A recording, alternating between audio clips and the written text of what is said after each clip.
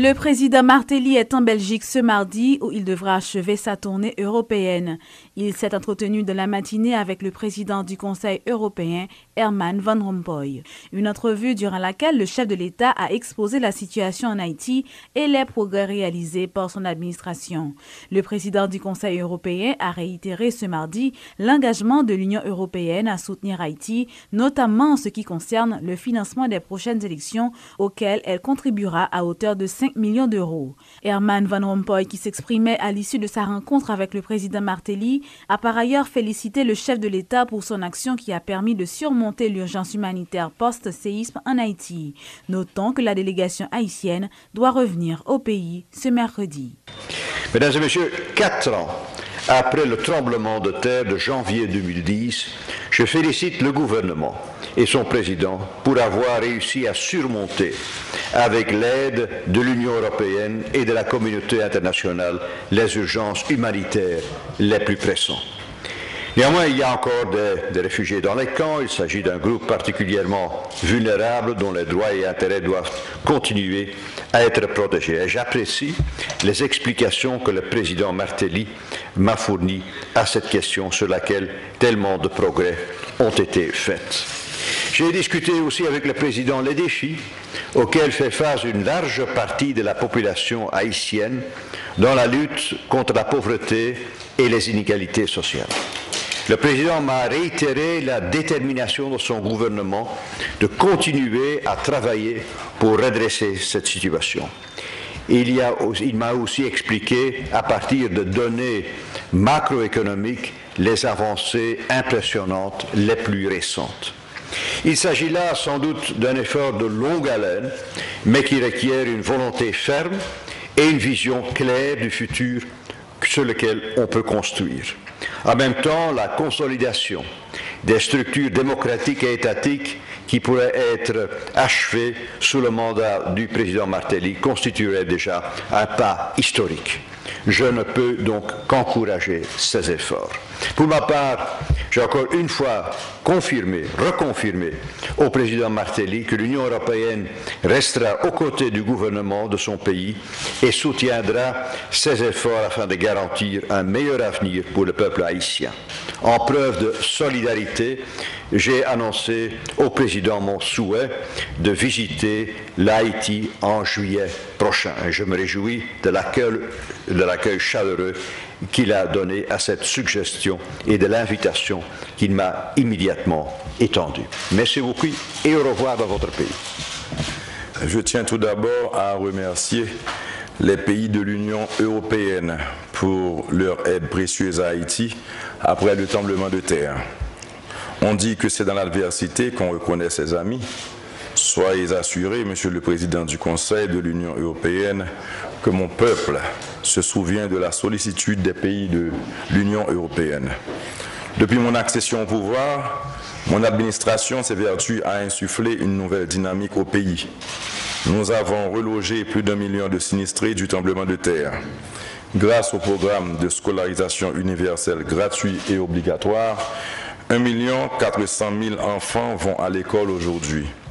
Dans le domaine de la sécurité, la police nationale, malgré ses faibles moyens, arrive à maintenir un climat sécuritaire tel dans le pays que le département de la défense des États-Unis a décidé d'ôter Haïti sur la liste des pays dangereux de la planète. Et Haïti constitue actuellement l'un des pays les plus sûrs de la Caraïbe, avec un taux de criminalité de 7 pour 100 000 habitants. Selon un récent rapport de Reporters sans frontières sur la liberté de la presse, Haïti est classé 47e tout de suite après les États-Unis d'Amérique sur plus de 180 pays. Sur le plan économique, mon administration a fait passer l'inflation de 6,5 en 2012 à 4,3 en 2013 et la croissance du PIB est passée de 2,9 en 2012 à 4,5 en 2013. Mon pays projette l'image d'un pays qui se redresse progressivement. Haïti se remet debout. Nos institutions sont certes faibles, mais elles sont plus fortes que nous les avions trouvées il y a 3 ans. Afin de combattre la corruption au niveau de l'administration publique, Pour une gestion saine et efficace des deniers publics, nous avons fait voter la loi sur le blanchiment des capitaux et un autre projet de loi sur la lutte contre la corruption attend d'être voté à la Chambre des députés. De notre côté, dans la perspective des prochaines élections, la loi électorale et la loi sur les partis politiques ont été publiées et un accord sur le dialogue entre tous les acteurs politiques, initié au mois de janvier dernier, est trouvé et est en passe d'être signé. Monsieur le Président, Mesdames et Messieurs les journalistes, je suis très reconnaissant vis-à-vis de l'Union européenne, qui a compris ses efforts en montrant sa confiance aux institutions haïtiennes avec un paquet d'appui budgétaire de 112 millions d'euros. L'Union européenne nous soutient en outre avec la réforme de l'État et la réforme des finances publiques, des domaines essentiels pour le redressement de notre administration. Cette relation de confiance s'est renforcée encore ces derniers mois car nous avons lancé pour la première fois le dialogue politique entre les deux parties comme demandé par l'accord de Cotonou. Je suis content de savoir que le président du Conseil de l'Union européenne viendra pendant le mois de juillet en visite officielle en Haïti pour voir ses progrès sur place avec nous. Encore une fois, on vous attend en Haïti, Monsieur le Président. Tout ceci pour vous dire que mon administration est résolument tournée vers le développement et le progrès. Et je suis heureux de constater que l'Union européenne comprend à sa juste mesure nos efforts. Merci. Plaisir. Merci.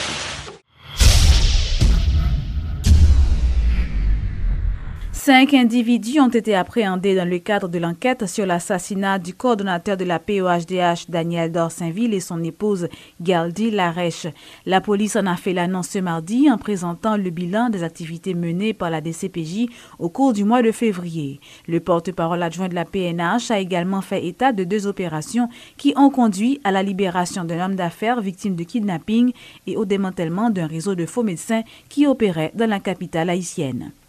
En total, pour le dossier Daniel Dorsainville, il y a 5 personnes qui sont arrêtés. Il y a tout une trentaine de personnes qui sont impliquées dans le bazar. Parce que le bazar, c'est jeunesse au pouvoir, kif-kif. Il y a là-dedans plusieurs jeunes. Chef de gang, c'est Mackenzie François, qui continue à Tikenken. Et DCPJ, tu as cherché tout Mackenzie François. Pouchon, ainsi connu. Doy, Samuel, Maître Ogou, qui continue à créer les teams. Tête Calé, Noy, Opo, Kenol, Tigonal, Ensel, Titonton, Élysée, Babi, Pafouli, James qui continue à créer les Tipalais, Frisner qui continue à créer les Dina, et puis Wowo, également Mikanor. Alors, Baza, lui-même, il est basé au niveau Grand Ravine, dans la zone Jasmin. Et DCPJ, justement, a cherché M. Zao activement et nous demandons tout à la population pour collaborer, quel que soit à côté M. Zao, pour aider la police dans 38 38 11 11, 38 20 11 11. Et nous avons rappelé pour le mois de novembre, décembre, au niveau de la direction centrale de la police judiciaire, nous pas recensé cas de kidnapping. Mais voilà que le 17 février, nous recensé cas ça, côté que été enlevé M. Sami El Azi. Il a été enlevé monsieur dans tabac 40 et DCPJ libéré monsieur le 21 janvier 2014 dans Ravine Bourdon. Il y a 4 personnes qui ont arrêté dans le cas d'affaire ça, c'est Alain Cérélus, Augustin Brunet Dimémé, Jean Bourgeot, César Laforêt. Alors monsieur Sao est impliqué dans plusieurs cas de kidnapping. En total 18 cas de kidnapping qui fait. Et il a demandé comme rançon pour libérer M. Sami $1 300 000 américains. Mais heureusement, il n'y a pas de versé somme ça, ni on parti la donne. DCPJ a procédé à la libération de M. Sami El Azi. Deux responsables de Famille Lavalas dénoncent l'instrumentalisation de l'affaire Jean-Dominique pour mettre le parti de Jean-Bertrand Aristide dans une situation délicate à l'approche des élections. Le docteur Louis-Gérald Gilles affirme que Famille Lavalas n'est pour rien dans le meurtre du directeur de Radio Haïti Inter et révèle que de nombreuses pistes ont été négligées dans le cadre de l'enquête. Quant au docteur Schiller Louis-Dor, il accuse également la justice d'avoir des liens avec le pouvoir en place. Louis-Gérald Gilles et Schiller Louis-Dor appartiennent à la coordination départementale de l'Ouest de Famille Lavalas. L'assassinat de Jean-Dominique, pour moi, a été le début même du coup d'État sanglant du kidnapping du président Aristide de 29 février 2014. Je m'explique. Mais avant même d'en parler, il faut aussi nous rappeler pourquoi on n'a pas posé de questions à ces gens contre lesquels Jean-Dominique a pris certaines positions assez courageuses. Le dossier éthanol, on n'en a rien dit. C'est des millions et des millions que ces gens ont été bien obligés de perdre à cause de leur cupidité et ils ont tenté d'empoisonner la population avec un alcool. Vous faites des accusations graves, sénateur. Et je ne cite pas de nom et je dis ce mais qui vous vous adressez à un secteur. Il y a un secteur cupide et malhonnête dans ce pays qui ont tenté quand même de faire du tort aux producteurs d'éthanol, disons d'alcool éthylique au niveau de nos plaines. Malheureusement, Jean-Dominique avait dénoncé cette manœuvre. Ils ont été... Donc ce secteur pourrait aussi avoir raison d'assassiner Jean-Dominique. Disons pas raison, c'est-à-dire pourrait tenter d'assassiner Jean-Dominique. Je ne dis pas que ce sont eux qui ont assassiné. Jean-Dominique aussi a mené une bataille assez farouche contre le sirop afébrile qui a occasionné plusieurs victimes parmi nos enfants et nos petits-enfants, les enfants qui aujourd'hui, il y a des séquelles aussi de ce sirop, de tout ça. Il y a aussi l'intervention intelligente de Jean Do par rapport à cette commission, disons, d'observation électorale, où il avait dit, attention, cette commission d'observation électorale, ce sont eux qui vont quand même boycotter les élections de 2001. Il avait raison. À la veille des élections de 2000, de mai 2000, nous avons vu que ce sont ces gens-là qui ont carrément dit que c'était des élections, soi-disant, contestées, controversées. Qui vous dit que le président Aristide aurait dit à Milan Libéry, ça faut nous fermer bouche d'eau. Ça, c'est stupide, c'est pas sérieux. Sur la base de ça, et puis on accuse 9 membres de Famille Lavalas, comme ça un beau matin, tandis que les questions brûlantes concernant cet assassinat, le peuple haïtien a le droit de savoir. Et nous croyons en la justice de ce pays. Nous croyons en nos institutions. J'aurais aimé dire, laissons à la justice le soin de faire son travail. Ce que nous savons comme membres de Famille Lavalas, nous n'y sommes pour rien. Nous attendons la justice qui doit faire son travail, parce que la justice, c'est une institution que nous voulons renforcer, que nous respectons. Laissons la justice le soin de faire son travail.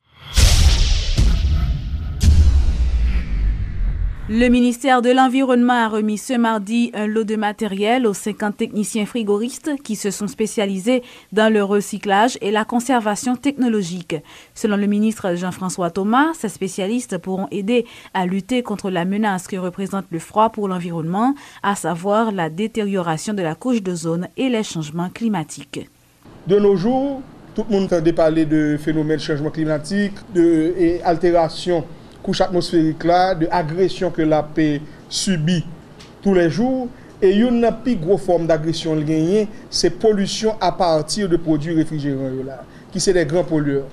Donc, Bureau national ozone, qui est intégré dans le ministère de l'Environnement, a procédé avec l'appui substantiel du PNUD à une formation de 50 techniciens en système de réfrigération, que nous pourrons avoir des explications assez pointues tout à l'heure, et à partir de entraînement pour utilisation système de kit spécialisé qui permettent de récupérer gaz nocif là pour le pas gagner dans l'atmosphère là et pour réutiliser de façon que nous gagner un maximum de protection de couche atmosphérique là. L'électricité d'Haïti se dit prête à fournir du courant électrique à l'occasion du carnaval. L'annonce a été faite par le directeur général adjoint de l'institution qui rencontrait la presse ce mardi à la primature. Dukens Raphaël a fait savoir que toutes les dispositions ont été prises afin de garantir la disponibilité du courant électrique au Gonaïves en particulier ainsi que dans le Bazar Tibonite. Il a indiqué qu'un nouveau système d'éclairage sera mis en place sur plusieurs kilomètres de rues dans la cité de l'Indépendance. Si nous carnaval demain, Gonaïves, nous parlons. Mais cependant, nous prenons d'autres dispositions et qui en amont par rapport à Gonaïves. Parce que prétendre que nous faisons pas Gonaïves et puis nous faire carnaval Gonaïves, c'est pas capable de dire même ça là. Donc, dans ce sens, nous prenons des dispositions en même temps que nous travaillons Gonaïves pour nous assurer que Bazar Tibonite, lui-même tout, il y a des problèmes que nous résoudons.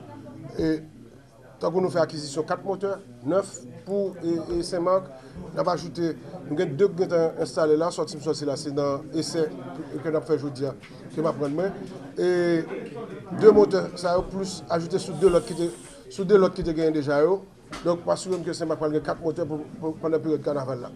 Et là, ça m'assure tout que moi je fais travail éclairage, que ce soit au niveau des problèmes basse tension que je régler au niveau de Villa, au niveau de Pont-Sondé, au niveau de Cafoupey, tout ça, nous obligés de faire tout faire un package pour nous capables d'assurer que le carnaval va passer. Est-ce qu'il y a une expansion au niveau réservoir, vu que vous dites qu'il y a la question qui fait? Oui, c'est ça, c'est ça.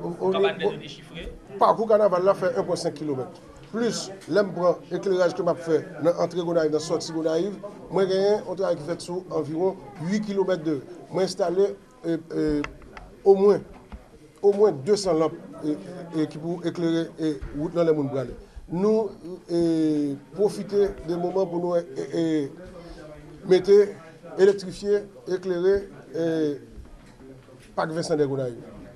À hauteur de 46 projecteurs qui fait pour là, n'importe qui.